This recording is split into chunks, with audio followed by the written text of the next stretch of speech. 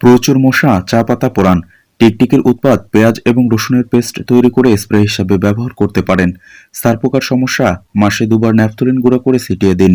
কানের পানি বের করতে সুইংগাম খান। টিকটিকি দেখতে পেলে ঠান্ডা পানি ছিটিয়ে দিন, দেখবেন পালিয়ে যাবে। হাসি প্রতিরোধে মধু খেতে পারেন। প্রতিদিন কমপক্ষে 6 ঘন্টার ঘুম মস্তিষ্ককে কর্মদক্ষ করে তোলে। বিভিন্ন ভাইরাস থেকে দূরে থাকতে সকাল 10টা থেকে বিকাল 3টার মধ্যে শরীরে রোদ লাগাতে হবে। মস্তিষ্ককে সতেজ ও কর্মদক্ষ করে তুলতে প্রতিদিনের খাদ্য তালিকায় মাছের উপস্থিতি নিশ্চিত করুন।